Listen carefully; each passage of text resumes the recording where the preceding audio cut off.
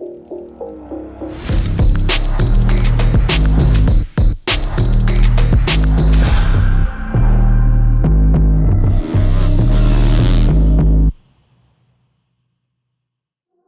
Kawasaki KX250 was all new in 2025, and for 2026, the bike is back, it's blue, and besides the graphics, there are no updates to this bike.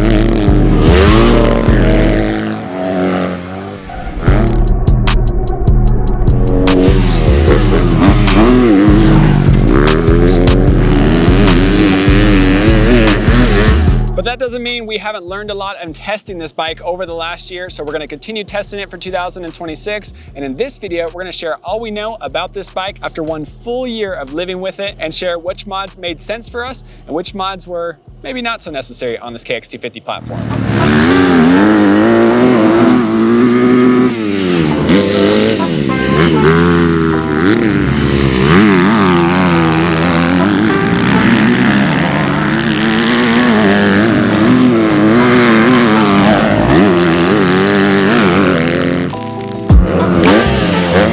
The KX250 retails for $8,999. On the scales, it weighs 232 pounds. On the dyno, 43.6 horsepower with 20.4 foot-pounds of torque. And one thing we love about Kawasaki is the Team Green contingency program. Not only is the MSRP retail price pretty nice at $8,999, but the Team Green contingency program is impressive. The best in class as far as it comes to riding green and making green. So those are a couple things we appreciate. But the KX250 was all new last year in 2025. They made a big switch from KYB suspension to Showa suspension. They gained the all-new chassis that came on the 450 the year prior, 2024. And with that center port exhaust, main focus was building more mid-range horsepower. The 2024 and previous model KX250 had the highest horsepower in the class, battling up in the 45 horsepower range. Surprisingly, they dropped horsepower for 2025 and 2026, but the focus was gaining more mid-range grunt. They did find some more mid-range, but they also lost on top and a little bit on bottom, and that was where some of our complaints came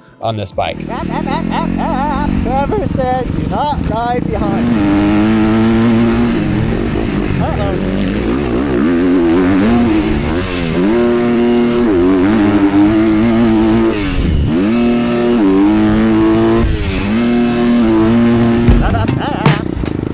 MXA's Brian Medeiros, one of our main test riders. He's been riding a KX450 for 6-ish months now, and he's also been on our KX250 for the last couple months, putting some time in on that thing, our 2025 model. Obviously, same exact bike for 2026. What do you think about this bike, and what's it been like living with Kawasaki's lately? So the Kawasaki, it's got that name behind it, or that stigma of being slow, but I wouldn't describe it as slow. I'd describe it more as like lethargic, maybe not so much connection between your wrist and the throttle. I've got about 40 hours on our 2025 model, and then the biggest difference I noticed today jumping on this bike, which has about an hour or two on it, just how much fresher the engine feels, how much fresher the clutch feels, the chassis. Now thinking back to my 2025 with 40 hours on it, the bike really just kind of felt worn out and stuff, and it hasn't really lost power, just kind of feels a lot more worn out than a fresh bike does. So it goes to show you, fresh clutch, fresh piston could go a long ways on this bike. Yeah, I was trying to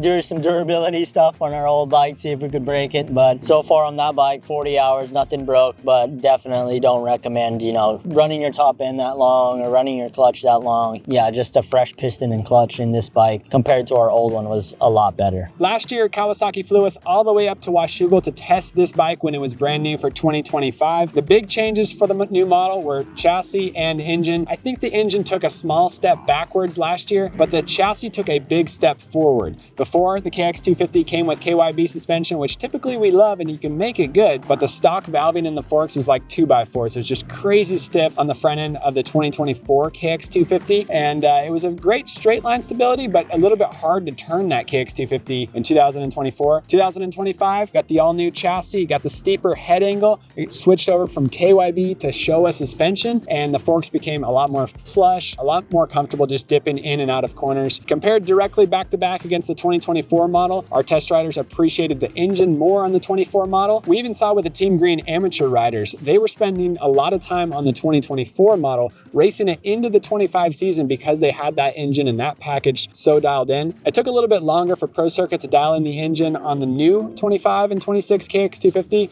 but now all of our test riders appreciate this bike more than the 24 model, even in the stock form, because it does handle quite a bit better. So steeper head angle, softer suspension settings. For you jumping on it today, comfortability wise, how was it? The main focus was really on the suspension. For someone my size, 135 pounds, I'm still a little bit too light for the stock shock spring. We were able to get the recommended 102 sag out of it, but our free sag numbers were way more than what they should be. So for me, I'd have to drop a spring rate in the rear. But as far as the forks go, the forks have a really nice planted feel to them. On my personal 450, I have FCP race cups and X-Trig triple clamps and stuff like that. Riding this bike with the same chassis, that steeper head angle, definitely gives it a lot more front end traction, a lot more front end feel. I didn't feel like it wanted to push or dive anywhere. The only complaint really I had was with the forks. I mean, out of the box, they recommend 8 on compression and 7 on rebound. For me, on Showa stuff, if I'm ever that far in on the clicker, it just gets a really harsh feel in my hands and not so predictable, and just doesn't have that initial suppleness as if you were having the clickers far out. So other than a little bit of valving changes, I think for the general consumer, they nailed this suspension setting pretty well off. Other things we appreciate about the Kawasaki brand, I like the thicker seat that comes on this. Dennis always complains, most of the brands, the seats are getting thinner and thinner. Extra foam is extra cushion for your butt. I just like to add a Guts Racing gripper seat cover to keep me from sliding off the back on this thing. Also, Kawasaki is best in class when it comes to adjustability. They got obviously 4 positions for the handlebars to move them forward and backward, but they have 2 positions for the foot pegs to extend that rider cockpit. It's better for me, taller rider, gives me a little more room in the cockpit, but it will grab in the ruts a little bit more, and that's just kind of the pros and cons you have to battle with. Other things about this bike, Nissan front brake, it does not have the Brembo, which comes on the KX450, but the price point, that's something we appreciate. Kawasaki did not up the price for 2026. The contingency program is really impressive, and it's pretty affordable when you start looking at this bike, because the 25 model is exactly the same as it. I have to agree with Josh on the price point of these Kawasaki motorcycles. Whether it's the 250 or the 450, you can find them in dealers all over the nation. Super discounted price. It's pretty much a price point motorcycle depending on where you go. I have a personal KX450, looking to buy another one, and it makes the most sense for me to stick with Kawasaki just because the price is so cheap. A lot of the stock components on the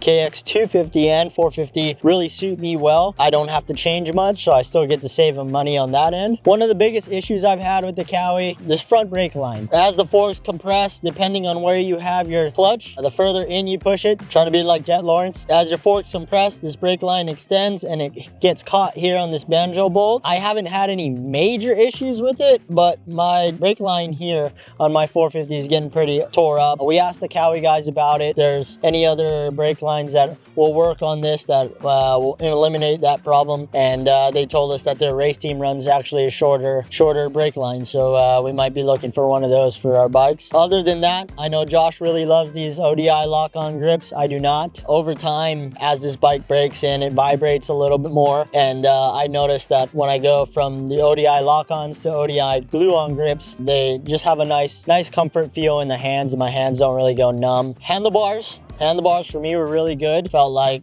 they weren't too tall, didn't have too much sweep. I really like that. One of the other major things that I've had is the subframe bolts come loose, mainly the bottom ones. They've come loose. I've had to Loctite them a few times, but yeah, a little bit of Loctite on that doesn't hurt. And then I've also had one of these pipe bolts fall out and starts making this bike sound even worse. So just check all the bolts that you can see. Just give it a little bit more of a once over on the Kawi. But other than that, it's a great motorcycle, and have a lot of fun on it.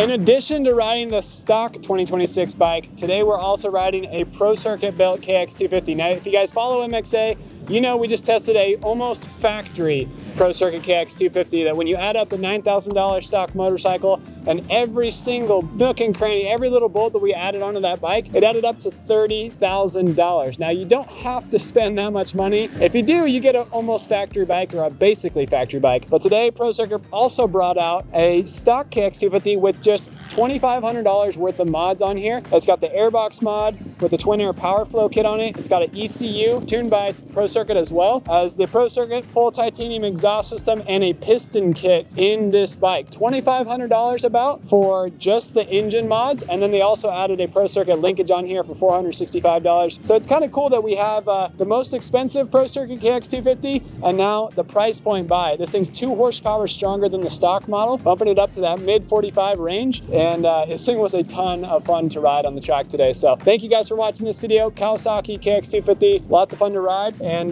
for more on MXA and what we're up to, check out our Instagram, our website, motocrossactionmag.com. Subscribe to the magazine. The cover is actually the factory ProCircuit Kawasaki right now on the latest issue. So thank you guys for watching this video. See you at the track.